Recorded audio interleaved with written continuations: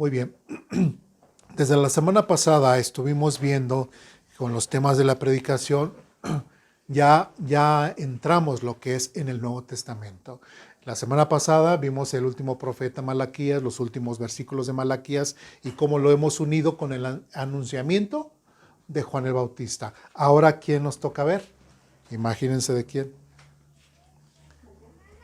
De nuestro Señor Jesucristo. Vamos al Evangelio de Mateo. Evangelio de Mateo, capítulo 1, versículos del 18 en adelante. Ustedes me dicen cuando ya estén ahí. ¿Ya? Bien.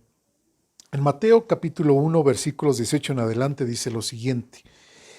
Este es el relato de cómo nació Jesús el Mesías. Su madre María estaba comprometida para casarse con José, pero antes de que la boda se realizara, mientras todavía era virgen, quedó embarazada mediante el poder del Espíritu Santo.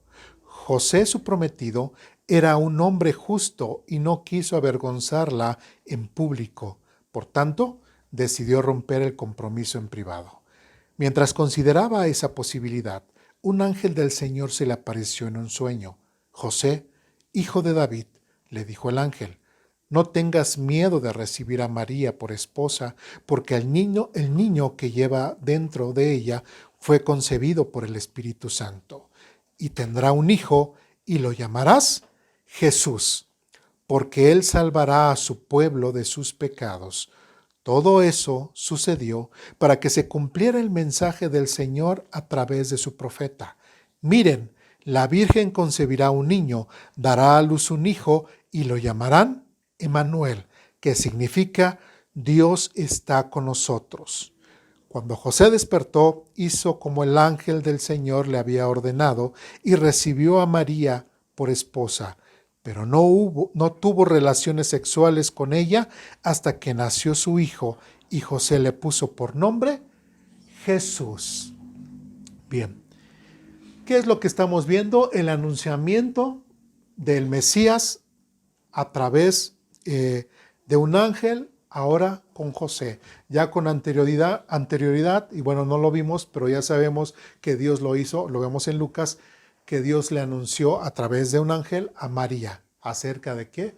De que iba a venir el Mesías a través de ella, el Hijo de Dios. Ahora vemos en el caso de José que es la misma situación.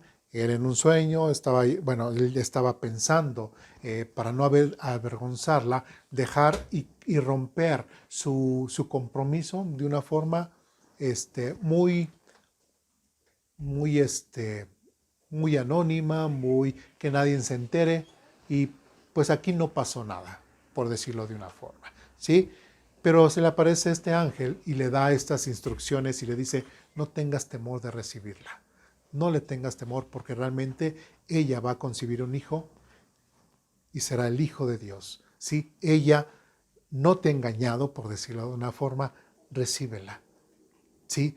Ella será la madre carnalmente de Jesús. Versículo 21 dice, y tendrá un hijo y lo llamarás Jesús. ¿Qué significa el nombre Jesús? ¿Alguien sabe? El Señor salva, exactamente, ¿sí?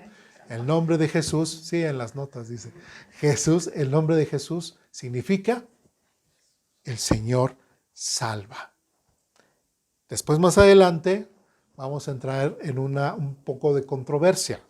Versículo 23, dicen, miren, la Virgen concebirá un niño y dará a luz un hijo y lo llamarán Emmanuel, ¿sí?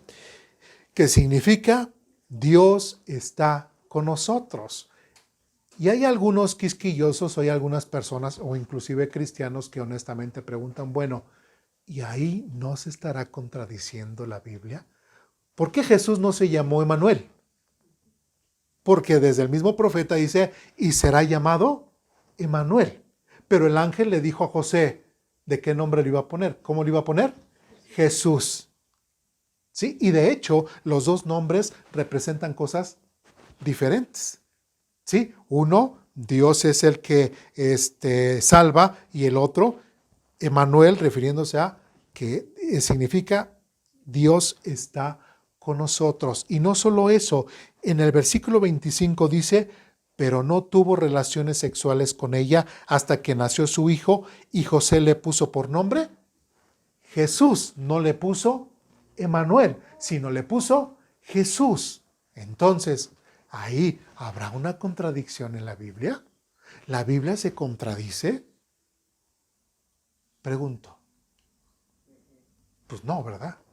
De hecho, nosotros hemos estado, somos muy enfáticos en ese sentido de que la Biblia no se contradice, que tristemente mucha gente no las puede interpretar correctamente, pero sabemos que la Biblia se interpreta a sí misma, ¿sí? Ahora, en este estudio que vamos a tener en esta mañana vamos a ver algunos otros versículos, no nada más nos vamos a quedar aquí en Mateo. Cuando dice en el versículo 22, dice, todo esto sucedió para que se cumpliese el mensaje del Señor a través de su profeta. Mateo no dice qué profeta. Dice, miren, la Virgen concebirá un niño, etcétera, etcétera. ¿A qué profeta está citando Mateo? Y Mateo está citando a Isaías. Vamos ahora a Isaías capítulo 7. Ahora, bueno, antes de que vamos, quiero mencionar algo. Este va a ser un caso en el cual en la Biblia vamos a encontrar profecías que tienen un doble cumplimiento, ¿sí? Un cumplimiento cercano, ¿sí? Y va a tener un cumplimiento después posterior, ¿sí? Y sobre todo con Jesucristo, sobre todo en relación Israel con Dios. Entonces, este va a ser ese caso, ¿sí? No es el único caso, sino va a haber más casos. No los vamos a ver el día de hoy, pero en este caso, en esta cita, sí es el caso de esta profecía. ¿Sí vamos bien?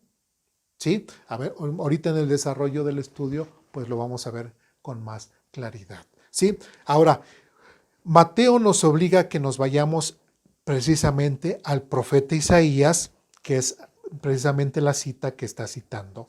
Y vamos a Isaías capítulo 7.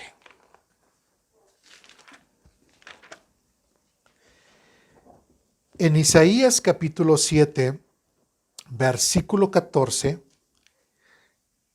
¿ya estamos ahí? Dice lo siguiente, muy bien, el Señor mismo les dará la señal. Miren, la Virgen concebirá un niño y dará a luz un hijo y lo llamarán Emmanuel, que significa Dios está con nosotros. Prácticamente todo lo que Mateo citó de Isaías lo citó perfectamente. Como dijéramos, Mateo se sabía ese versículo de memoria, ¿no? Y lo citó de memoria. Pero ahora yo preguntaría, ok, ya fuimos a Isaías. Leímos Mateo, Mateo nos lleva a Isaías, e Isaías, ese pasaje, dice exactamente lo mismo. Ahora pregunto, al leer Isaías, ¿ya resolvimos la duda? No, nos quedamos así, igual, porque dice exactamente lo mismo. ¿Cuál sería el siguiente paso? ¿Qué necesitamos hacer? Si estamos en Isaías, ¿qué tenemos que decir? ¿Por qué Isaías está diciendo esto que está diciendo de la Virgen? ¿Sí me explico? Si vamos bien. Ya con anterioridad hemos tenido nuestras clases de cómo leer y cómo interpretar la Biblia. Y uno de esos puntos de los cuales hemos visto, siempre el primer recurso al que debemos recurrir, ¿cuál va a ser? ¿Leer qué? El contexto. Si vamos bien. Porque tenemos que entender, primero tenemos que entender el contexto de Isaías y para que nosotros podamos entender por qué posteriormente Mateo lo está citando. Porque si no, pues nada más Mateo inclusive nada más estaría jalando aquí y allá sin ningún propósito. Si vamos bien, sin ninguna relación. Y esas son el tipo de interpretaciones o de cosas que nosotros tenemos que evitar. ¿Sí? andar sacando textos fuera de su contexto. Bueno, para esto no vamos a leer ni un versículo antes ni un versículo después, sino para no irnos así de poquito, vamos al capítulo 7 desde el versículo 1 de Isaías. Isaías capítulo 7, versículo 1. Ustedes me dicen, ¿ya estamos ahí? Bueno, ustedes es más fácil, ¿verdad? Nada más hacen así. ¿Sí? Isaías capítulo 7, versículo 1 dice lo siguiente: cuando Acaz, hijo de Jotán y nieto de Usías, era rey de Judá, y ahí pausa. Isaías capítulo 7 me está hablando acerca de un rey llamado, ¿cómo? Acaz. ¿Sí? En otras palabras, y ya lo habíamos visto con anterioridad cuando vimos Isaías, un poco de la introducción de Isaías, en qué reinos estaba hablando, o durante qué reinos fue el ministerio de Isaías, y uno de esos reyes fue precisamente el rey Acaz. Y otra vez, fíjense cómo nos lleva Mateo, nos lleva Isaías. Isaías nos menciona Acaz, pero ahora la pregunta es, si no sabíamos o no recordamos, diríamos, ¿quién fue Acaz? Y para ello, ¿qué tenemos que hacer? Buscar en la Biblia quién fue Acaz. Sí, porque si no hacemos eso, no vamos a poder entender realmente el contexto y el propósito del texto del cual mencionó Mateo. ¿Sí me explico? ¿Sí vamos bien? Bueno, ¿quién era Acaz? Pues ahora vamos a segundo libro de Reyes, capítulo 16. No vamos a perder Isaías capítulo 7, vamos a regresar nuevamente. ¿Sí? Vamos a segundo de Reyes, capítulo 16.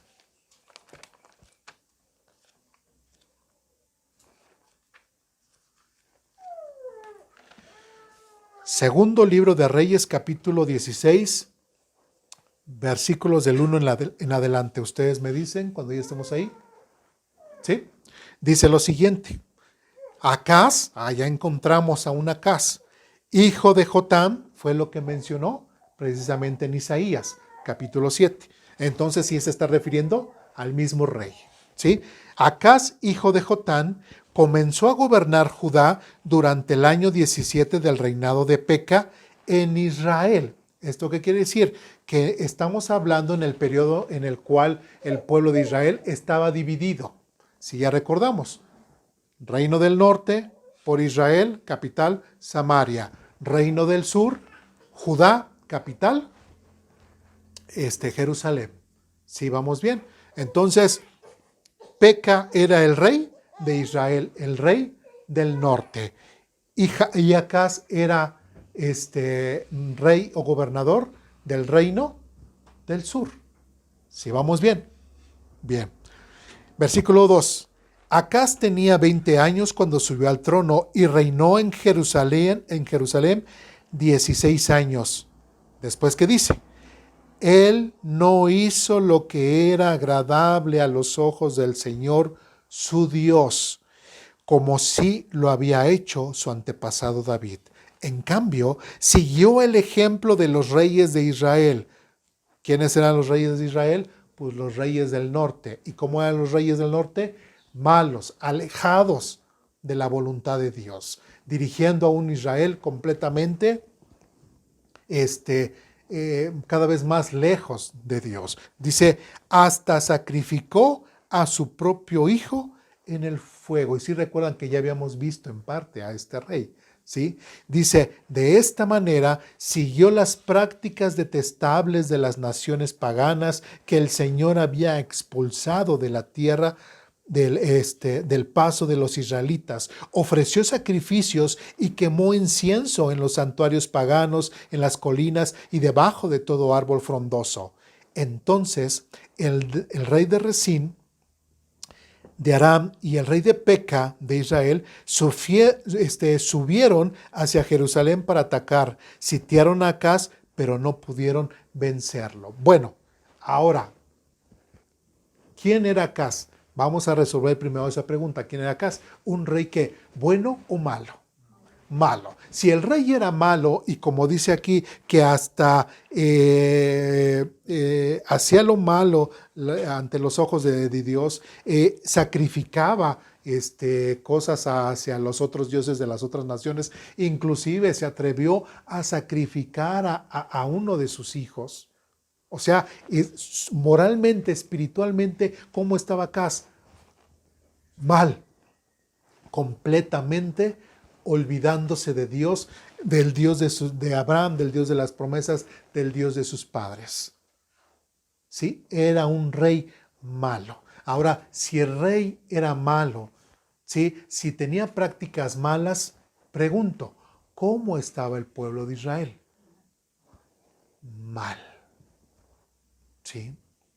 Un rey malo, un Israel igualmente alejado de Dios, ¿sí? Siguiendo tradiciones paganas igualmente. Todo estaba mal en Judá. Todo estaba mal, inclusive los mismos sacrificios que se hacían en Jerusalén. Todo estaba mal, ¿sí? Si todo estaba mal en Judá, ¿qué podríamos pensar? ¿Que Dios estaba muy contento con ellos? ¿Qué podríamos pensar? ¿Que Dios los estaba bendiciendo? No. ¿Qué podríamos pensar? ¿Que Dios en cada familia de Judá les eran prósperos? No. ¿Qué podríamos pensar? ¿Que los sacerdotes realmente estaban ofreciendo los sacrificios como deberían de ser? No. Todo mal, todo alejados de Dios, completamente todo mal. Ese es el contexto en el cual estaba ahora predicando. ¿Qué profeta? Isaías. ¿Sí? Recordemos que la minoría, prácticamente muy pocos de Judá, eran como que los que seguían, pero no se veían o no se notaban dentro de toda la maldad que había en Judá. Si vamos bien. Ese es el rey malo. Ahora, regresamos nuevamente a Isaías capítulo 7.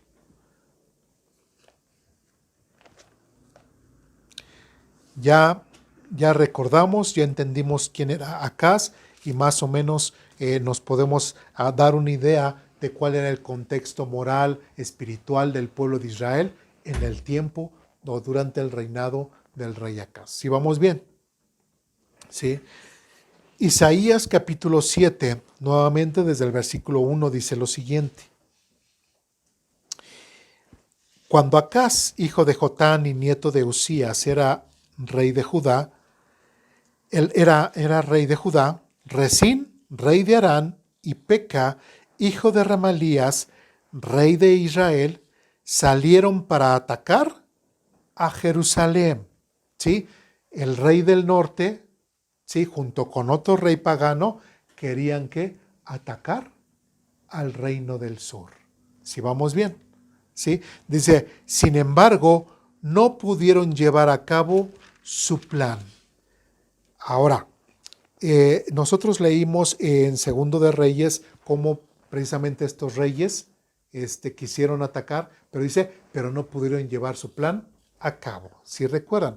Pero ahora lo que dice Isaías, ahora nos van a platicar por qué no pudieron llevar su plan a cabo. Y estas son las cosas maravillosas en cómo la misma Biblia se va engranando con otras porciones de la Biblia. ¿Sí? Y fue por autores completamente diferentes. Versículo 2. A la corte real de Judá había llegado la siguiente noticia. Aram se ha aliado con Israel en contra de nosotros. Por eso el corazón del rey y de su pueblo temblaron de miedo. ¿A qué rey se refiere? A Acaz, dice, del rey, y el pueblo temblaron de miedo. ¿A qué pueblo? Al pueblo de Judá. ¿Por qué? ¿Cuál era su situación moral? Delante de Dios, mal. Entonces, cuando ven y se enteran, refiriéndose a la corte, se enteran que el reino del norte y otro rey, por otro lado, los quieren atacar, ellos como dice aquí, su corazón del rey y el de su pueblo temblaron de miedo. No tenían prácticamente ningún tipo de decir, pues ¿y ahora en qué nos apoyamos? ¿Sí? Si ni siquiera creemos en el Dios del cual decimos que creemos, pero ni creemos. O sea, si realmente el pueblo de Israel y Acaz estuviesen bien delante de Dios, ¿ustedes creen que ellos hubiesen temblado de miedo? Pues no. Pero el hecho de que ellos tuviesen ese temor, el hecho de que ellos cayeran en esa desolación de pensar, van a venir el reino del norte y este otro rey a atacarnos, los desmoralizó. ¿Sí? Los desmoralizó. Y eso es triste porque pudiendo tener el respaldo de Dios, pudiendo tener la protección de Dios, todo este pueblo y este reino prácticamente, y este rey prácticamente estaban, como dice en el Nuevo Testamento, sin esperanza y sin Dios. Si vamos bien. Entonces el pueblo de Israel junto con su rey estaba sin esperanza y sin Dios, y por eso temblaron de miedo cuando vieron que se avecinaba este ataque del reino del norte y de otro rey pagano. Versículo 3 dice, entonces el Señor le dijo a Isaías, toma a tu hijo Sear-Jasub. Ahora es importante notar los nombres de los hijos de Isaías que vamos a ver. ¿Qué significa Sear-Jasub? ¿Alguien lo sabe? Bueno, ahí en las notas muy, muy bien nos puede decir. ¿Alguien que tenga su nota? ¿Qué significa? ¿Sí? Un remanente regresará. ¿Sí? Si se dan cuenta, ahí vamos a ver que el hijo de Isaías, por eso lo dice, entonces el Señor dijo a Isaías, toma a quién, a Sear-Jehud, dice, toma a tu hijo Sear-Jehud y ve al encuentro del rey Acaz. Tenía un significado el nombre del hijo de Isaías. Si vamos bien, ¿sí? Después dice, lo encontrarás al final del acueducto que conduce el agua al estanque superior cerca del camino que lleva al campo donde se lavan las telas. Dile que deje de preocuparse, que no hay por qué temer a la ira feroz de esos dos tizones apagados que son Resín, rey de Aram, y Peca, hijo de Remalías. Es verdad que los reyes de Aram y de Israel han conspirado contra él diciendo, atacaremos a Judá y lo conquistaremos y pertenecerá a nosotros. Prácticamente estos reyes tenían la intención de atacar al reino del sur, reino de Judá, y repartirse el botín. ¿Sí? Esa era la intención, ¿sí? Tanto de Peca como de Resín, rey de Aram, ya estaban pensando, les vamos a atacar, y tú esto, y tú lo otro, y nos vamos a repartir todas las ganancias de esta batalla. Pero anteriormente, en el versículo 4, Isaías, por parte de Dios, le dice a Acaz, dile que deje de preocuparse. Dios, sabemos que conoce los corazones, conocía el corazón de Acaz, conocía el corazón del pueblo. ¿Sí? ¿Cómo estaba otra vez el pueblo de Israel? Mal. Y ahí nuevamente podemos ver la gran misericordia de Dios, que a pesar de que su pueblo estaba mal delante de él, Dios otra vez se aparece escena y a través de su profeta Isaías le dice, dile que no se preocupe. En otras palabras, Dios le está diciendo prácticamente a Acaz, o no le entendió, más bien no le entendió, vamos a ponernos a cuentas Acaz. Tienes este problema enfrente, ponte bien delante de mí, ¿sí? Ponte a cuentas conmigo, ¿sí? Trata de cambiar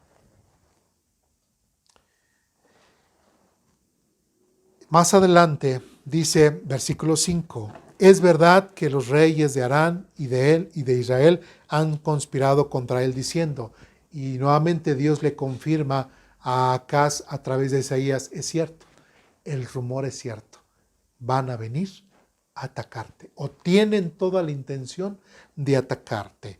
Dice versículo 6 otra vez, atacaremos a Judá y lo conquistaremos y pertenecerá a nosotros. Y dice, después pondremos en el trono de Judá al hijo de Tafel. Ahora, lamentablemente la historia o el texto bíblico no nos dice quién es el hijo de Tafel. Nada más menciona a Tafel, pero no menciona nombres, no nada. En algunas otras traducciones menciona la frase así de que, y después pondremos en el trono de Judá a quien se nos dé la gana. Unos lo traducen así. ¿Sí? Ya no era importante a quién iban a poner, pero simplemente el hecho de que iban a poner a alguien, era alguien al cual ellos iban a mangonear como ellos quisieran. ¿Sí? Ellos tenían toda la intención, ¿sí?, de conquistar el reino del sur y repartirse el botín y poner a alguien que pudieran mangonear. Versículo 7. Pero esto dice el Señor soberano: esta invasión nunca sucederá, nunca se llevará a cabo. Isaías le está diciendo de parte de Dios, ¿a quién? A Acaz. Tranquilo, esta invasión nunca va a suceder. Versículo 8. Pues Aram no es más fuerte que Damasco, su capital, y Damasco no es más fuerte que Rezín, su rey. ¿Sí?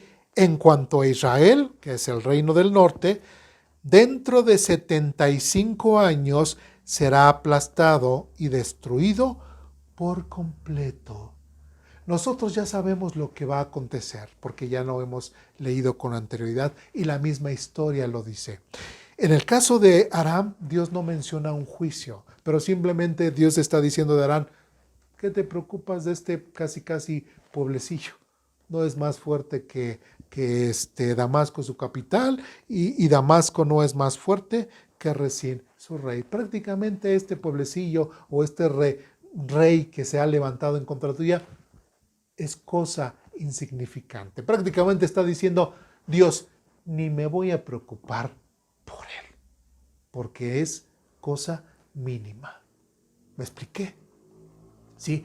Sin en cambio, si hace un juicio o si dice algo en el futuro, dice, en cuanto a Israel, refiriéndose al reino del norte, dice, dentro de 75 años será aplastado y destruido por completo. Versículo 9 dice, Israel no es más fuerte que Samaria, su capital, y Samaria no es más fuerte que Peca, hijo de Remalía, su rey. Ahora, cuando leímos al final del versículo 8, cuando dice, en cuanto a Israel, dentro de 75 años será aplastado y destruido por completo, ¿qué es lo que está prediciendo Dios a través de Isaías? Que el pueblo del norte iba a ser llevado ¿por quiénes? Por los asirios. Pregunta, ¿ocurrió? Sí. Y Dios dio una fecha, dice, en 75 años será aplastado y destruido por completo. En otras palabras, está diciendo Dios, si en el caso de Aram prácticamente es poca cosa, ahora no te preocupes, Acaz, yo mismo ya determiné cierto juicio en contra del reino del norte y ellos serán destruidos y llevados por los asirios en 75 años. En otras palabras, ni te preocupes por estos dos reyesitos que se han levantado en contra tuya y que van a hacer algo. No van a hacer absolutamente nada en contra tuya. Y le dice, en otras palabras, dile que deje de preocuparse, porque estos dos son poca cosa. ¿Se dan cuenta? ¿Sí? Y ahora dice, después, otra vez nuevamente versículo 9, Israel no es más fuerte que Samaria, su capital, y Samaria no es más fuerte que Peca, hijo de Remalías, su rey. Y después dice, a menos que ustedes, cuando dice a menos que ustedes, ¿a quién se refiere? A Judá, al rey, a Acaz. A menos que tú, Acaz, y el pueblo de Judá tengan una fe firme, dice, no puedo hacer que permanezcan firmes. En otras palabras, está diciendo, créanme.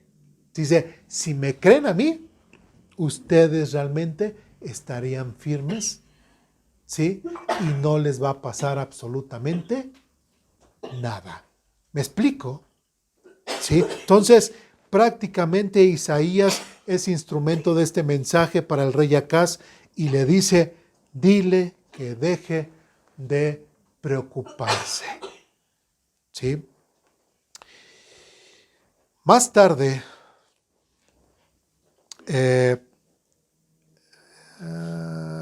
permítanme, versículo 10, más tarde el Señor le envió al rey Acaz el siguiente mensaje. Acaz, pídele al Señor tu Dios una señal de confirmación. Hazla tan difícil como quieras, tan alta como los cielos o tan profunda como el lugar de los muertos. Algo triste que nosotros podemos ver en este pasaje es de que, recordando lo que hemos visto en clases pasadas, una de las cosas que tenía que comprobar el profeta de que su palabra estaba siendo por Dios, ¿qué tenía que pasar? Que lo que él decía, que se tenía que cumplir. ¿Sí? Y ahora, en el versículo 10, el mismo profeta le dice, más tarde el Señor le envió al rey Acaz el siguiente mensaje, Acaz, pídele al Señor tu Dios una señal de ¿qué? De confirmación. A ver, Acaz, es cierto, Dios ya te dijo que no te desesperes, que estés tranquilo, Dios te va a proteger y no te van a hacer, vas a ser atacado por estos dos reyes poca cosa, o como dicen, de poca monta, ¿sí? No te van a hacer nada, ¿sí? Y si no me crees, pídele a Dios una señal. Fíjense, hasta eso, no tanto que digamos que Dios se está humillando, pero Dios está enviando a Isaías y le está diciendo, Isaías, vele a decir esto a Acaz. Prácticamente la actitud de Dios para con Acaz es de que, Acaz, vamos a ponernos a cuentas. ¿Sí? Acaz, ven, vamos a poner esta situación y nuevamente tú acércate a mí y acerca al pueblo de Judá contigo a seguirme. Pide esta señal. Dice, Acaz da Acaz el siguiente mensaje. Acaz, pídele al Señor tu Dios una señal de confirmación. Y después dice, hazla tan difícil como quieras, tan alta como los cielos o tan profunda como el lugar de los muertos. Prácticamente le está diciendo a Acaz, la señal que tú quieras, pídesela. O sea, Dios está dispuesto a comprobarte que lo que yo te he dicho, ¿sí? Realmente lo va a cumplir. Y si recordamos lo que leímos hoy en la mañana, por ejemplo, en el caso de Elías, también lo que Elías en cuanto a con los profetas de Baal, el hecho de, Señor, pues haz que caiga fuego del cielo y que consuma el sacrificio. O sea, también eso es algo como que diría uno, no cualquiera se lo pediría a Dios. ¿Sí me explicó? Elías lo hizo, pidió esa prueba y Dios confirmó la palabra de Elías a través de que cayera fuego del cielo y que consumiera, ¿sí?, ese sacrificio. Prácticamente sería lo mismo. Dios a través de Isaías le está diciendo a Acaz, pídeme la prueba que tú quieras de confirmación. Lo que tú quieras. Lo que quiera. ¿Cuál era la intención de Dios? Ser tan sorprendente en la vida de Acaz, ser tan sorprendente y maravilloso en la vida de Israel, para dejarlos con la boca abierta y decir, caray, Dios realmente está con nosotros. Es tiempo de reconciliarnos con Dios. Ya en el caso de Israel en el norte, ya no tiene caso porque Dios ya había destinado un castigo para el reino del norte. Los asirios se los iban a llevar en 75 años después, como lo menciona aquí Isaías. Pero con Judá, Dios quería nuevamente acercarse, ¿sí? Nuevamente. Y a pesar de que Acaz, si recordamos en cuanto a la historia de los reyes, fue uno de los reyes más perversos de Judá. Y aún así, teniendo esa perversidad en el corazón de Acaz y del mismo pueblo, Dios no pierde la oportunidad nuevamente de volverse a acercar a este rey y a su pueblo para poder reconciliarse con ellos. ¿Me explico? ¿Sí? Incluso, bueno, como aquí vimos en el versículo 9, le está diciendo que los va a salvar, más sin en cambio le está dando como una condicionante, ¿no? Que es lo que le dice, a menos que ustedes tengan una fe firme, no puedo, o sea, le está diciendo, te voy a salvar si haces esto, ¿no? Si tú confías en mí, o si confían, si tienen una fe que lo pueda hacer, lo voy a hacer.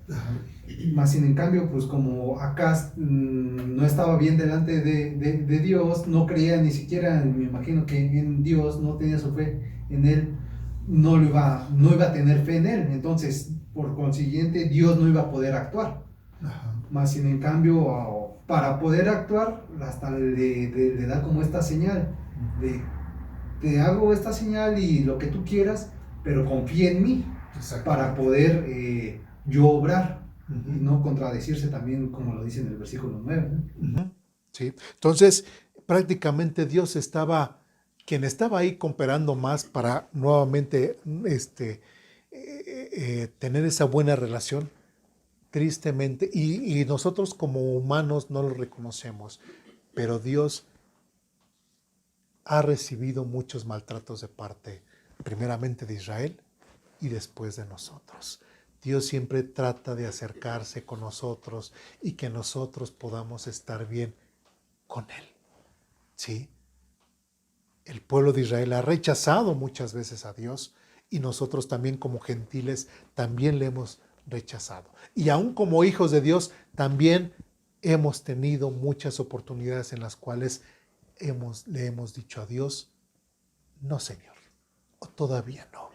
Y eso es muy triste, que como hijos de Dios así lo hagamos. Si el pueblo de Israel así lo ha hecho o lo llegó a hacer, tristemente nosotros estamos cayendo en esos mismos errores del pueblo de Israel. Tratar mal a nuestro Padre Celestial ahora. Seguimos adelante y dice, versículo 12, dice, pero el rey, ¿cuál rey? El rey Acaz se negó. Dijo, no, dijo el rey, no pondré a prueba al Señor así. Versículo 13. Entonces Isaías le dijo, escuchen bien ustedes de la familia real de David. ¿Por qué le dice de la familia real de David? ¿De qué tribu era David? De Judá. ¿Y el pueblo de Judá, con qué familia estaba conformado? Toda la familia de Judá, prácticamente recordemos la división de Roboam y Jeroboam. ¿Quién se fue con Roboam? Que siendo de Judá, pues prácticamente los únicos que formaban el reino del sur eran la familia. En su mayoría, toda la tribu de Judá. Es por eso que el profeta les dice, escuchen bien ustedes de la familia real de David. ¿Por qué? Porque todos son de Judá. ¿Sí? Dice, ¿acaso no les basta con agotar la paciencia humana? O sea, el mismo profeta Isaías prácticamente, aquí cuando dice, yo creo que Isaías tenía toda esa esperanza de, sí, Señor, le voy a decir esto a Acaz, porque tú le estás diciendo esto, que te ponga a prueba, le quieres confirmar el mensaje que tú le has dado. Yo creo que Acaz va a decir que sí.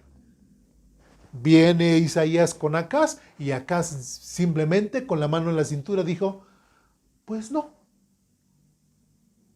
¿Qué habrá sentido Isaías como hombre?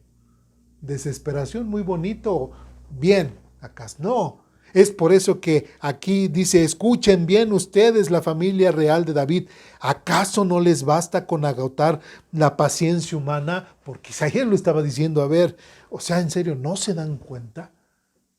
¿No se dan cuenta si yo como hombre me estoy desesperando, no les estoy teniendo paciencia, ahora que Dios les está está teniendo paciencia con ustedes? Sigue en la siguiente pregunta, dice, ¿también tienen que agotar la paciencia de mi Dios? ¿Sí?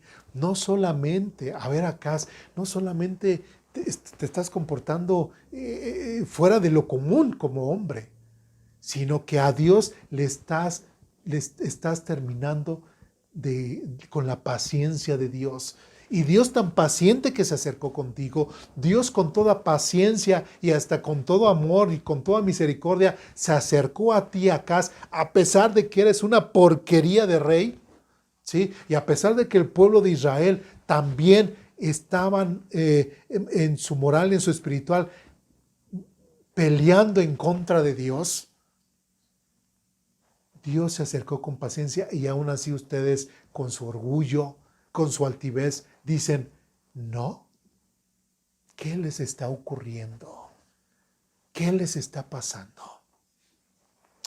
Y dice, versículo 14, pues muy bien, el Señor mismo les dará señal. En otras palabras, Isaías que está diciendo, bueno, pues si tú no quieres pedirle una señal a Dios de confirmación, pues Dios ahora se les va a dar. ¿Tú no la quieres tomar? Pues ahora Dios les va a dar esa señal. ¿Sí me explico? Y dice, muy bien, el Señor mismo les dará la señal.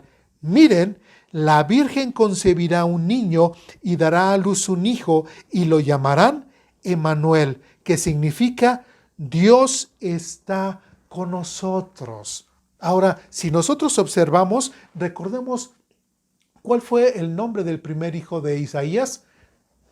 Un nombre medio raro, pero tenía un significado. ¿Sí? Ahora este nombre llamado ¿qué? Emmanuel, ¿sí? Que también tiene otro significado. ¿Cuál es el significado? Dios está con nosotros. En otras palabras, lo que está diciendo aquí Isaías a través de pues a pesar de que tú, Acaz, a pesar de que el pueblo de Israel no quieran, van a entender y esta va a ser la señal. Aunque ustedes no quieran, Dios sí va a estar con ustedes. ¿Sí? Y esta va a ser la señal. Otra vez, miren, la Virgen concebirá un niño, dará a luz un hijo y la llamarán Emmanuel, que significa Dios está con nosotros. Ahora, es lógico pensar, muchos podrían decir, bueno, esta Virgen podría ser la esposa de Isaías, pero no. Porque más adelante vamos a ver el nombre de otro de los hijos de Isaías. Entonces, pero no, aquí precisamente está diciendo la Virgen, ¿sí? En otras versiones menciona la doncella.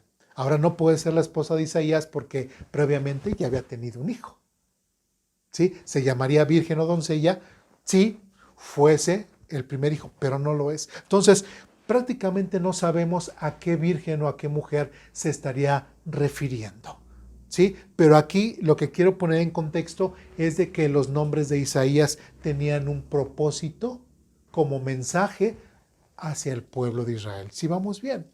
¿Sí? Entonces, este segundo hijo que aparece, o este segundo niño con este nombre llamado Emmanuel, hace referencia a un acto. ¿Cuál es? Dios está con nosotros. ¿Sí me explico? ¿Sí? Ahora, ya tomando así prácticamente este contexto, como que creo que ya vamos entendiendo por qué Isaías está dando este mensaje. ¿Sí vamos bien? ¿Sí? Después dice versículo 15, cuando este hijo tenga edad suficiente para escoger lo correcto y rechazar lo malo, estará comiendo yogur y miel, pues antes de que el niño tenga esa edad, las tierras de los dos reyes que tanto temes quedarán desiertas. Más o menos cuando un niño empieza, como dice aquí, a escoger lo correcto y rechazar lo malo, y estará comiendo yogur y miel y etcétera, más o menos algunos calculan que es alrededor de unos a la edad de 4 años, cuando un niño ya puede cierta forma eso. Entonces, ¿qué es lo que está diciendo? ¿Qué es lo que le está diciendo Dios a Acaz y al pueblo de Israel a través de Isaías? Que en unos 4 años más adelante, estas dos naciones, ¿sí? Seguirán, de cierta forma, recibirán la disciplina o el castigo de Dios. ¿Sí? ¿Por qué? Porque Dios está con ellos. Porque Dios los estará protegiendo. Y qué interesante que a pesar del rey que era Acaz, a pesar de Israel como era, aún así Dios en su amor, en su misericordia, se acerca nuevamente para con ellos y les dice, pues aunque tú no quieras, por amor a mí mismo, como lo dicen otras porciones de la Biblia, yo voy a estar contigo, a pesar de que tú no quieras. Y este hijo representa, o este niño que van a nacer, representa eso. Tendrá por nombre Emmanuel, que significa Dios con nosotros.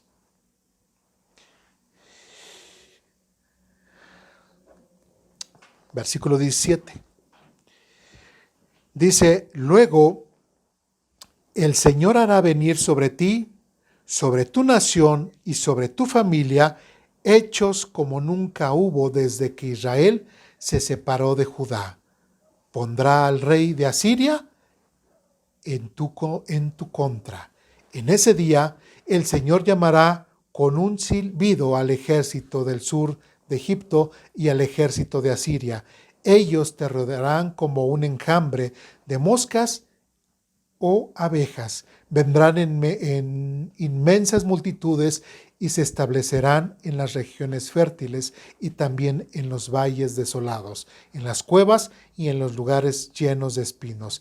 En ese día el Señor contratará a una navaja procedente del otro lado del río Éufrates, el rey de Asiria, y la usará para afeitarte por completo tu tierra, tus cosechas y tu pueblo.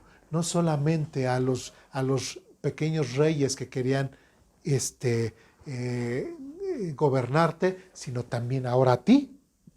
También a ti te caerá la disciplina, y también el rey asirio vendrá y arremeterá en contra tuya.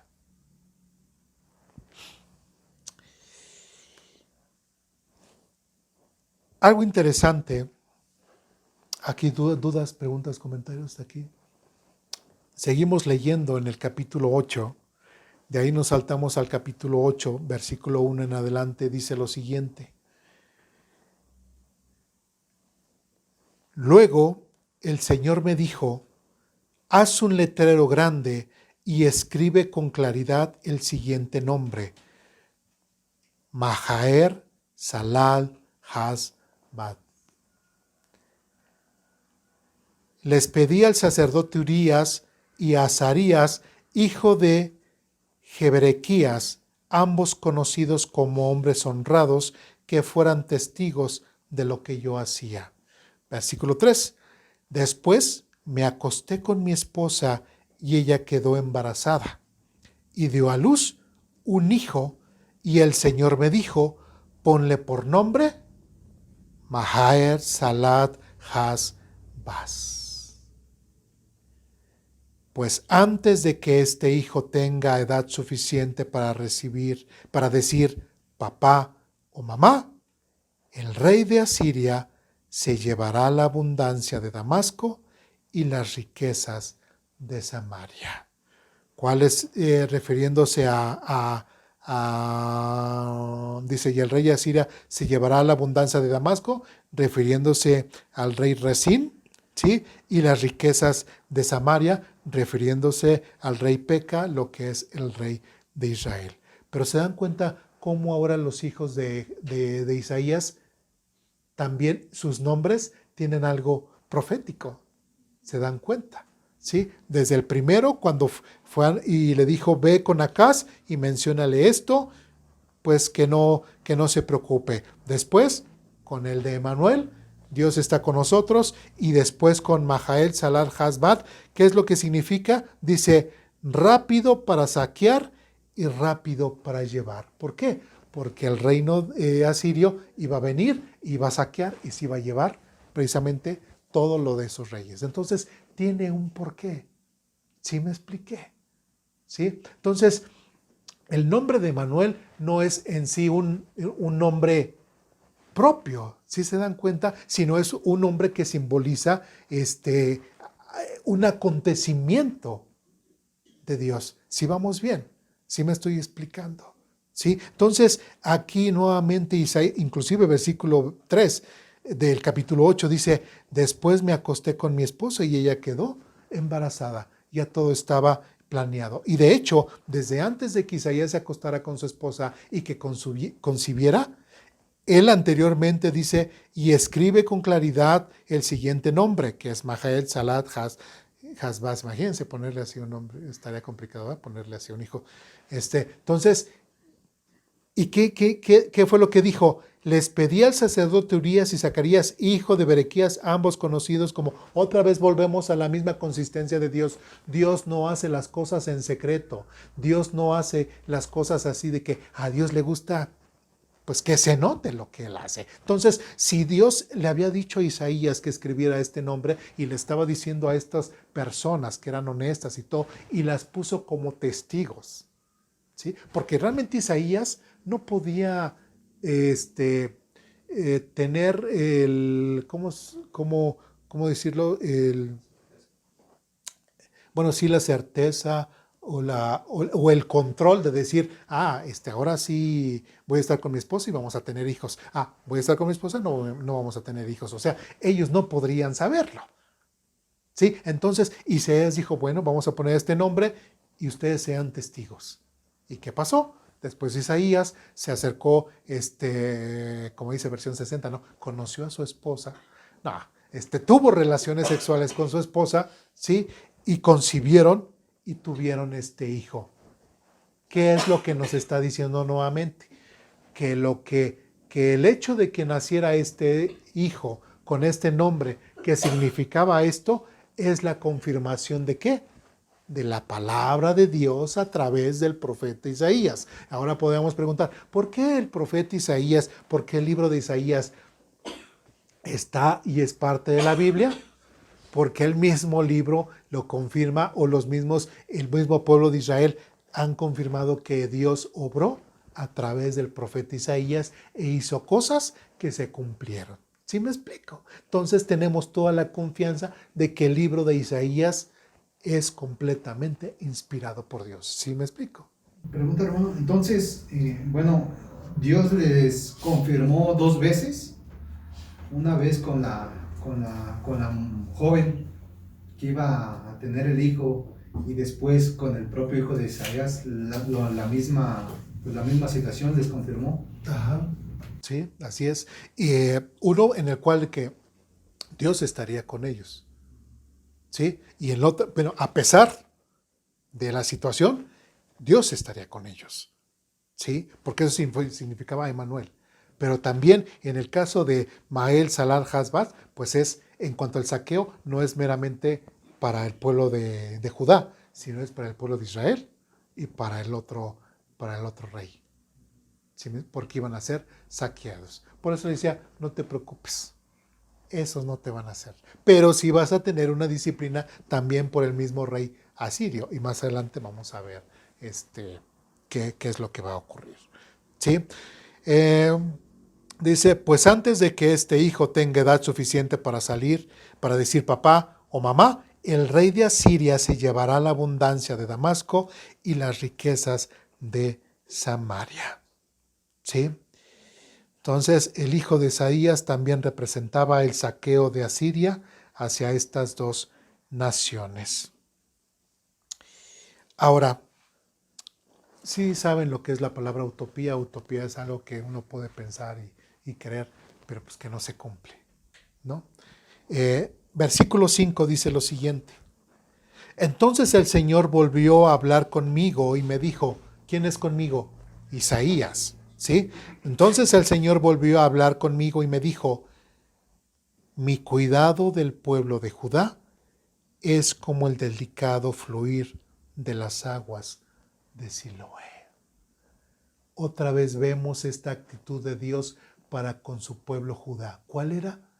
De amor, de esperanza, del anhelo de volverse otra vez a reconciliar con su pueblo.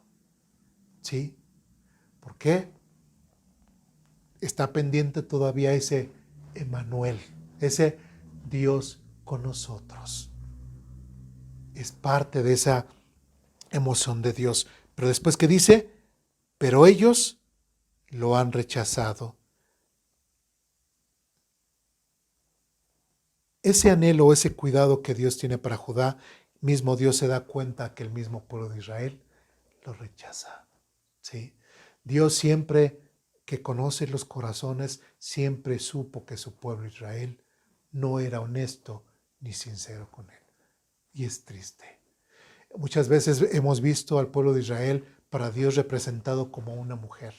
Inclusive en Isaías habla mucho, inclusive que hasta dice que es como una prostituta, me has sido infiel, me has todo. Si yo imagínense nosotros como hombres, y el imaginarnos que nuestra esposa nos llegase a ser infiel y que prefiere estar con otros hombres en lugar de estar con nosotros, o poner al revés, por ejemplo, con las mujeres, pensar que su esposo prefiere estar con otras mujeres que con uno mismo, ¿qué sentiríamos? O sea, es devastador para una persona, que la persona a la cual uno ama no quiere estar con él y que prefiere estar con otras personas. Y tristemente eso Dios siempre lo supo de Israel. Y Dios siempre tuvo un amor desinteresado y honesto para con su pueblo. Versículo 6 nuevamente, mi cuidado del pueblo de Judá es como el delicado fluir de las aguas de Siloé, pero ellos lo han rechazado. Han rechazado mi cuidado. Han rechazado el que yo sea Emmanuel para ellos. ¿Sí me expliqué? Después dice, se alegran por lo que les sucederá al rey de Rezín y al rey de Peca. Eso es lo que les da alegría. No se alegran porque yo me quiero acercar a ellos y que nosotros podamos tener la oportunidad de reconciliarnos. No se alegran por eso. Se alegran por lo malo que les va a ir a los otros pueblos. Qué triste. ¿Sí? Qué triste, pueblo de Israel, que no valoras y nunca has valorado el amor de Dios en tu vida como nación. Sí, dice, versículo 7, por lo tanto, el Señor los arrollará con una poderosa inundación del río Éufrates, el rey de Asiria, con toda su gloria. La inundación desbordará todos los canales y cubrirá a Judá hasta la barbilla.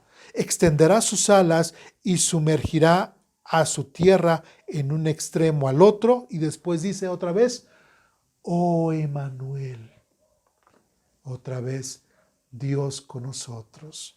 Dios quisiera con todo su anhelo siempre estar con su pueblo Israel y siempre ser ese Emmanuel. Que el pueblo de Israel pudiera decir, Dios con nosotros. Por eso decía, esto pareciera una utopía, porque es lo que Dios quisiera. Pero el pueblo de Israel rechazó el cuidado de Dios. Rechazó él, oh Emmanuel. Rechazó el Dios con nosotros.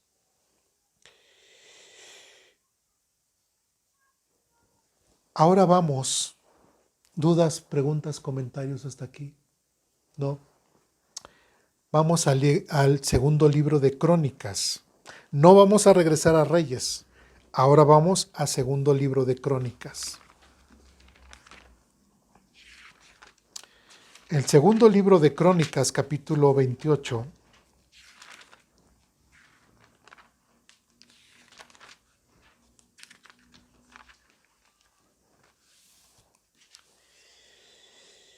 Segundo libro de Crónicas, capítulo 28, del versículo 20 en adelante. También habla acerca de este acontecimiento. ¿Sí? Imagínense, ¿quién lo habló? Isaías, lo hablaron en Reyes y ahora lo estamos hablando ahora en Crónicas, el mismo acontecimiento. ¿Sí? Entonces, segundo de Crónicas, capítulo 28, versículos 20 al 20 en adelante, dice lo siguiente. Así que cuando llegó Tiglat-Pileser, rey de Asiria, atacó ¿a quién? A Acaz, en lugar de ayudarlo. ¿Sí? Porque recordemos que también algo que nos narra tanto Reyes como aquí en Crónicas 28 es de que cuando en lugar de buscar a Dios o en lugar de aceptar la ayuda de Dios, ¿qué fue lo que hizo? Mejor fue y le pidió ayuda al mismo rey de Asiria. ¿Sí? Y dice, así que cuando llegó Tiglat-Pileser, rey de Asiria, atacó a Acaz, dice, en lugar de ayudarlo. Dice, Acaz tomó objetos valiosos del templo del Señor, del palacio real y de las cosas, de las casas de los funcionarios y se los entregó al rey de Asiria como tributo, pero no le sirvió de nada. Fue traicionado. Versículo 22.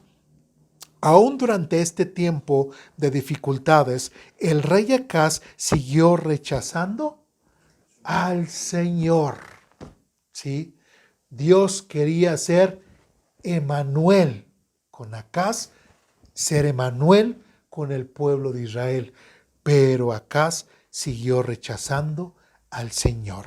Ofreció sacrificios a los dioses de Damasco que lo habían vencido, porque dijo, puesto que estos dioses ayudaron a los reyes de Aram, me ayudarán a mí también si les ofrezco sacrificios. Pero en lugar de ayudarlo, los llevaron a la ruina a él y a toda Judá. 24. El rey tomó varios objetos del templo de Dios y los hizo pedazos. Cerró las puertas del templo del Señor para que allí nadie pudiera adorar y levantó altares a dioses paganos en cada esquina de Jerusalén. Qué triste que cuando Dios tenía toda la intención de para con Israel y acá ser Emanuel, Dios con nosotros, el mismo rey y el mismo pueblo rechazaron a Dios. Inclusive algo tan tremendo como dice aquí, y cerró las puertas del templo del Señor para que allí nadie pudiera adorar y levantó altares a dioses paganos.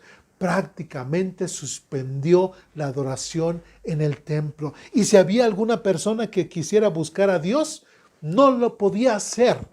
Acaz le impidió a cada persona honesta que buscara, que realmente quería buscar a Dios, les impidió que pudieran adorar a Dios. Y los orientó este líder, este rey Acaz, guió al pueblo de Israel a la catástrofe, los guió aún más al mal, los guió precisamente a su ruina, como dice aquí.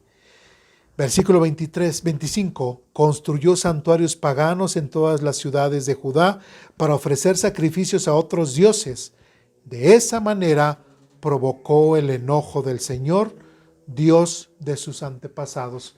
Pues no era para menos. Dios estaba completamente enojado con el rey Acaz y con el pueblo de Israel por su actitud. Los demás acontecimientos del reinado de Acaz y de todo lo que hizo desde el principio hasta el fin están registrados en el libro de los reyes de Judá y de Israel. Cuando Acaz murió, fíjense bien, lo enterraron en Jerusalén, pero no en el cementerio de los reyes de Judá.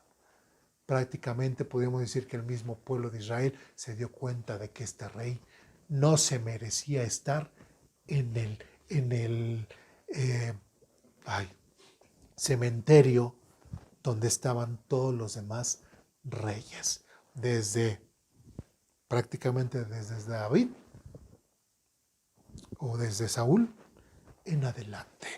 Este rey no se merecía tener este lugar privilegiado. Jerusalén, dice, pero no en el cementerio de los reyes de Judá. Luego su hijo Ezequías lo sucedió en el trono. ¿Sí? Y así terminó Acaz. Cuando Dios quiso estar y ser Emmanuel para Acaz y para el pueblo de Israel, ellos rechazaron a Dios. ¿Sí? Entonces se dan cuenta otra vez cuál es el contexto del nombre Emmanuel. ¿Sí? Por eso no era tanto de ponerle a Jesús Emmanuel. ¿Sí me explico? ¿Sí? Vamos nuevamente a Isaías capítulo 8.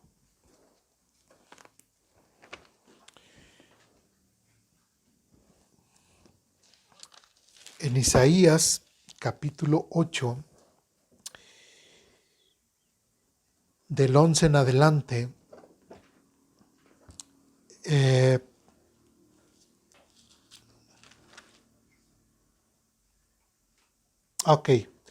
vamos a un poquito antes, versículo 9. Recordemos que nos quedamos en Isaías capítulo 8, versículo 8, que dice: y cubrirá a Judá hasta la barbilla, extenderá sus alas y sumergirá a su tierra de un extremo al otro, oh Emmanuel. Otra vez haciendo esta exclamación de lo que Dios quería hacer con su pueblo, que era ¿qué? Estar con ellos.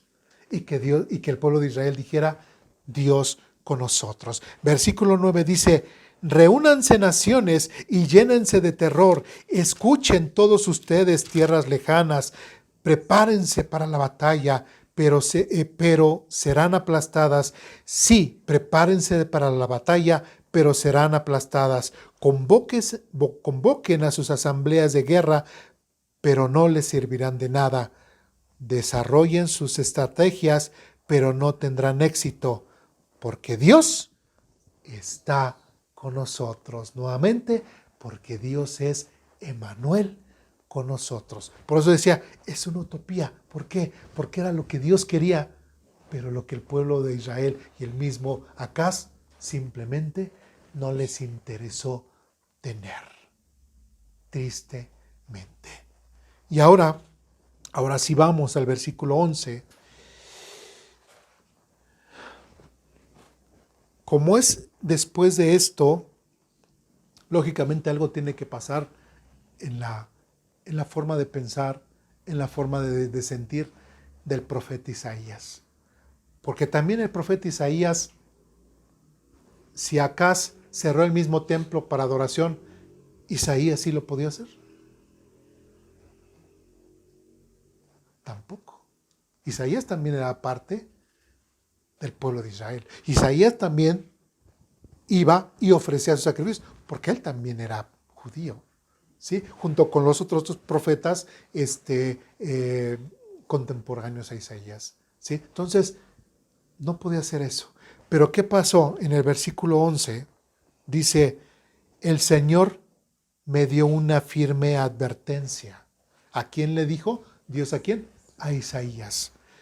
El Señor me dio una firme advertencia de no pensar como todos los demás. ¿Sí? ¿De qué forma pensaba Acaz?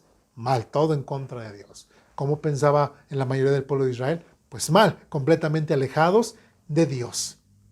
llenos de idolatría, completamente desobedientes a la palabra de Dios, completamente alejados de Dios. Y Dios le está diciendo a Isaías, el Señor me dio una firme advertencia de no pensar como todos los demás. Me dijo, no llames conspiración a todo como hacen ellos, ni vivas aterrorizado de lo que a ellos les da miedo.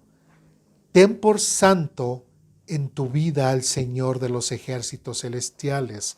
Él es a quien debes temer. Él es a quien te debería, Él es el quien te debería hacer temblar.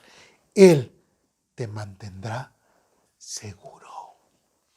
En otras palabras, Dios está animando al profeta Isaías y le está diciendo, aunque todo el pueblo, tu mismo líder, se ha comportado de esta forma, tú, Isaías, tienes que ser diferente. Y eso nos trae una gran lección también para con nosotros y en nuestro tiempo actual. Porque el mundo podría estar tratándonos de enseñar diferentes cosas que nos alejan de Dios, ¿sí? Y Dios, así a cada uno de nosotros, nos puede estar diciendo, ten firme a la advertencia, dice, de no pensar como todos los demás. No pienses como todos los demás. No cabe en un cristiano, no cabe en un hijo de Dios el que diga, como todos los demás lo hacen, yo también lo voy a hacer. Eso no puede ser. Ay, es que pues veo que tal hermano lo hace así, pues yo también lo voy a hacer. Si está mal, no. Y menos si son cosas del mundo. ¿Sí me explico? Ay, pues es que vi que el hermano, pues en aquella fiesta, pues agarró y tomó. Ah, pues yo también lo voy a hacer. No. ¿Sí? No. ¿Sí? Y es triste que muchas veces aún teniendo el conocimiento de la palabra de Dios, caigamos en desobediencia y que por imitación a los demás lo hagan. ¿Qué pasa? Igual con estas iglesias Pentecostés donde se habla en lenguas y todo, y que dicen, es que la demostración de que realmente el Espíritu Santo está en nosotros es de que hables en lenguas, y empieza ahí aquel a hablar, y empieza aquel a hablar, y todo, y de repente pues tú te sientes solo y dices, pero pues es que yo no siento nada, ni nodo, pero veo que él hace, pues voy a hacer como, caigo, ¿no? Y ya les demostré a todo el mundo que el Espíritu Santo vino a mi vida, y que ya se manifestó en mí. Pues no, eso no es verdadera adoración. Eso no es verdaderamente estar en una relación real y verdadera con Dios. No seamos imitadores y sobre todo de lo malo. ¿Sí? ¿Por qué? Porque Dios quiere ser Emmanuel con cada uno de nosotros. Como dice que Dios con nosotros. Isaías estaba completamente desanimado, devastado por todo lo que este rey Acaz estaba haciendo con Judá y lo que Judá estaba haciendo, y le había dicho que sí. ¿Sí? Pero Dios le dice, mantente firme a esta advertencia de no pensar como todos los demás. Versículo 13 dice, ten por santo en tu vida al Señor. Dice, ten por santo en tu vida al Señor. No es un Dios como los demás. No es un Dios así como, bueno, sí creo en Dios, pero también creo en la Guadalupana, y también creo en Judas Tadeo, y también, no. Ten por santo a Dios. Y si entendemos que solamente hay un Dios, y ya lo hemos visto y entendido racionalmente que solamente hay cabida para un solo Dios, inclusive no podemos imaginarnos que haya 2 o 3 dioses, ¿sí? Así creadores de todo, no. Pues estarían, no, es que yo creo no, es que yo creo esto. O sea, imagínense, dioses comportándose como viles hombres, peleándose por tonterías. No. ¿Sí? Dios es real, Dios es santo, Dios es limpio. Y dice versículo 13, ten por santo en tu vida al Señor de los ejércitos celestiales. Él es a quien debes temer. Él es quien te deberá hacer temblar. Él te mantendrá seguro.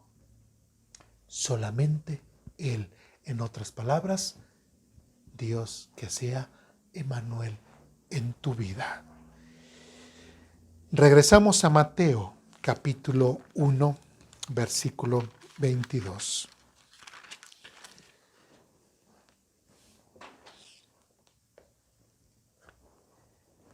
Entonces, una vez ya entendido todo este contexto, yo creo que ahora sí ya es más entendible. Otra vez, Mateo capítulo 1, versículo 21 dice, y tendrá un hijo y lo llamarás Jesús, porque él salvará a su pueblo de sus pecados. Y quiero recalcar aquí, ¿a quién venía Dios principalmente? A su pueblo. ¿Cuál es su pueblo? Israel. ¿Sí? Nuevamente aquí, como lo hemos visto en otros estudios, no está hablando de la iglesia, ¿verdad?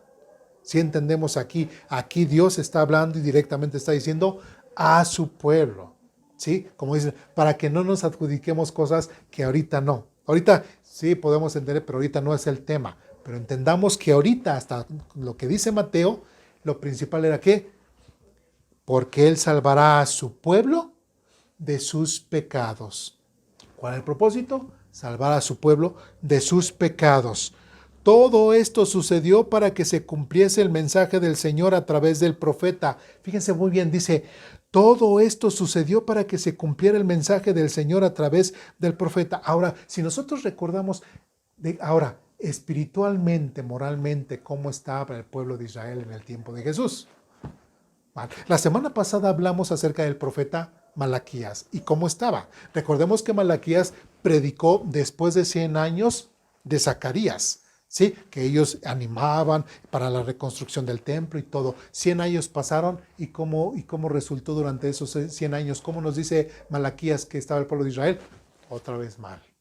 Completamente alejados de Dios. Y después de Malaquías a Mateo pasaron alrededor de 450 años en los cuales Dios no se comunicó hasta que llegó con el papá de Juan el Bautista, ¿sí? Y empezó ahora Dios a manifestarse de esta forma. Y dice, otra vez dice, todo esto sucedió para que se cumpliera el mensaje del Señor a través del profeta Isaías. Tenemos que tener en mente cómo estaba el pueblo de Israel en ese momento en el cual Dios mandó a su Hijo para perdón de sus pecados. ¿Cómo estaba?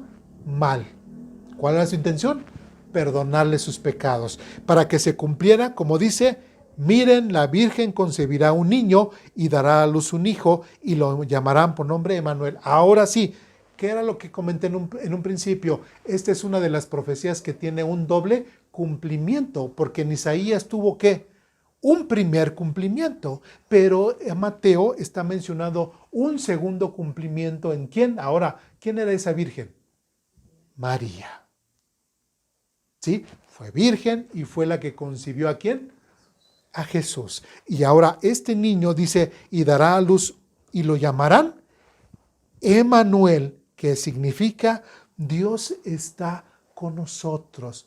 En otras palabras, aquella promesa que Dios le había dicho, Dios, y que le había dicho acá hacia el pueblo de Israel, bueno, aunque ustedes no quieran, pero yo va a haber un día en el cual yo me voy a manifestar y seré Emmanuel con ustedes. En otras palabras, Dios está con nosotros. ¿Qué nos está diciendo también esto, el hecho de Emmanuel?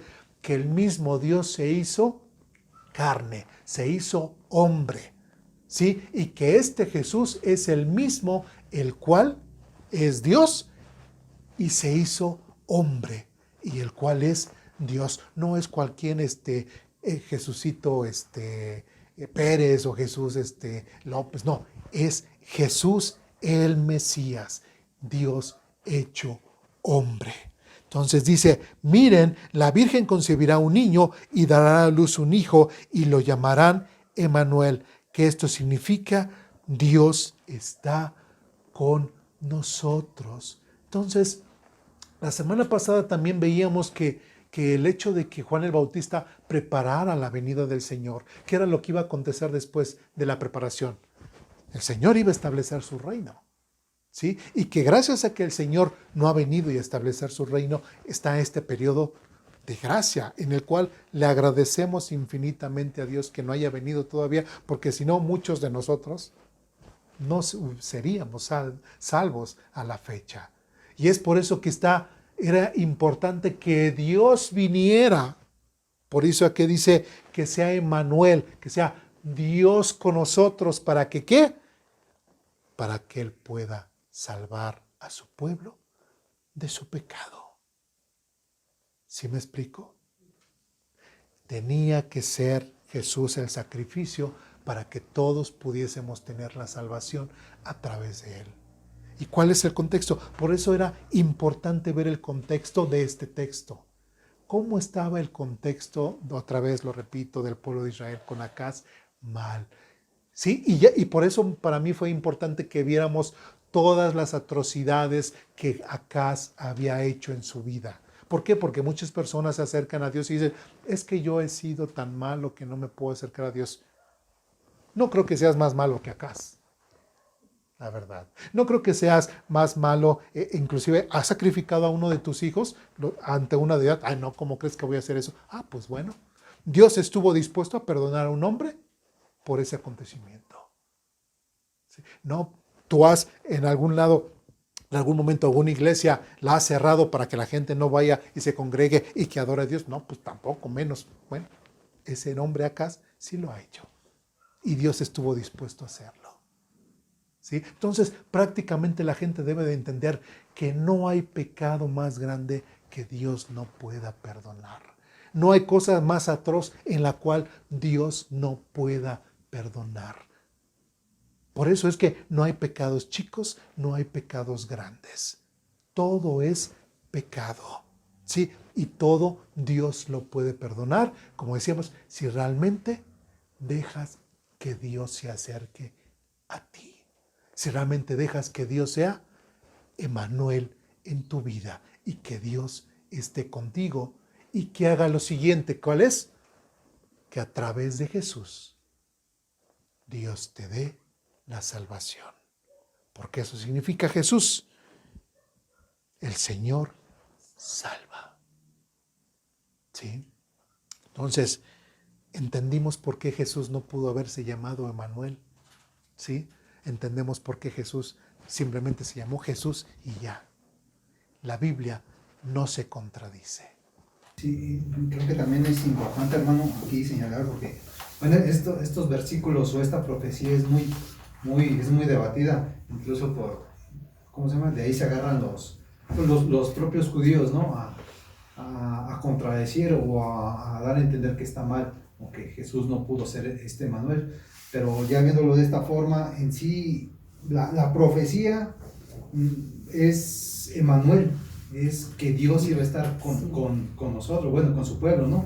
Que Dios iba a estar con ellos, tal como pasó en ese tiempo con Acaz, se cumplió esa profecía, Dios los libró y Dios estuvo con ellos, y se cumplió con el Señor Jesús, también Dios se encarnó y ese es el cumplimiento de la profecía. Más sin en cambio ellos se agarran, toman la profecía como la primera parte, que dice, miren, la Virgen concebirá un niño. Ellos toman esa que es la profecía, que la Virgen iba a concebir. Pero si nos vamos con Acaz, se puede decir que incluso aquí mismo lo dicen, ¿no? Que es una doncella o una joven en otras traducciones, ¿no? Entonces en sí no es la profecía como tal. El hecho milagroso de que Jesús haya nacido de una virgen, que sí fue una virgen, porque Lucas no lo confirma. Pero en sí ese no era la profecía que iba a nacer de una virgen, sino la profecía como tal era que Dios iba a estar con ellos. Ajá. Porque de ahí se toma, ¿no? Decir, no, pues es que en el tiempo de Acaz no era una virgen, era una doncella, era una joven, entonces no se cumple la profecía con Jesús. Se enfocan más en la Virgen o en la doncella que realmente en lo principal que era el que Dios iba a estar. ¿Sí me explico? Y eso le damos respuesta. Nuevamente regresamos a Isaías capítulo 8.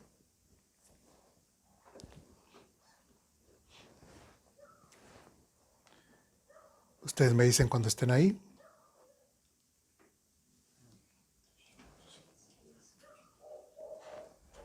¿sí? Isaías capítulo 8, versículos del 16 en adelante dice lo siguiente. Preserva las enseñanzas de Dios. Recordemos que ya habíamos dicho esto acerca del ánimo que Dios le hace a Isaías, ¿no? Dice, preserva las enseñanzas de Dios, confía sus instrucciones a quienes me siguen, ¿sí? En eso prácticamente sigue enseñando la palabra de Dios. Versículo 17, yo esperaré al Señor que se ha apartado de los descendientes de Jacob. Pondré mi esperanza en él. ¿Quién dice eso? Isaías. Prácticamente, así como la advertencia que Dios le hizo, no pienses igual que ellos. Entonces aquí Isaías está diciendo, yo esperaré al Señor que se ha apartado de los descendientes de Jacob, pondré mi esperanza en él. ¿Sí? No importa lo que esté pasando, yo, Isaías, voy a poner toda mi esperanza en él. Y versículo 18 le da respuesta a lo que hemos planteado. Dice, yo y los hijos que el Señor me ha dado, servimos como ¿qué?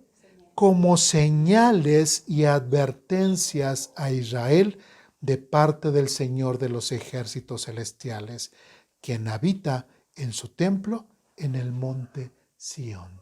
¿Se dan cuenta? Entonces era importante ver la importancia de los nombres de los hijos. Y en uno de ellos es Emmanuel. ¿Sí? Que no es, otra vez, no nos encasillemos a que es un nombre propio, sino es ese acto o ese simbolismo que representa de que Dios está con ellos. Y el mismo Isaías así lo dice. Tanto yo como mis hijos somos señales vivas, ¿sí? De las advertencias de Dios hacia su pueblo. ¿Sí me expliqué? Y como decíamos, tristemente la gente se encasilla en, es que la Virgen, o es que dice doncella, o es que se encasillan en eso. Eso no es lo importante.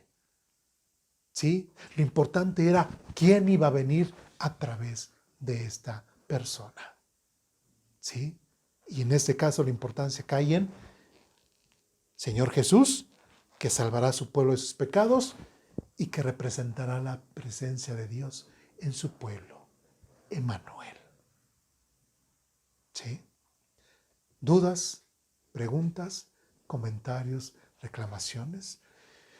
Y hemos hablado mucho en cuanto a ello, pero creo que es importante meditar y entender que nosotros tenemos que ser la diferencia del mundo. Y aunque veamos a nuestro alrededor que el mundo se deshace y el mundo vive de cierta forma, ¿sí? Nosotros tenemos que ser firmes para con Dios, porque nuestra relación con Dios es personal y que cada uno de nosotros como hijo de Dios también podamos decir, como debió haber dicho el pueblo de Israel, Emmanuel, que Dios sea mi Emmanuel, Dios está conmigo. ¿Sí? ¿Dudas, preguntas, comentarios, reclamaciones? Oremos para terminar.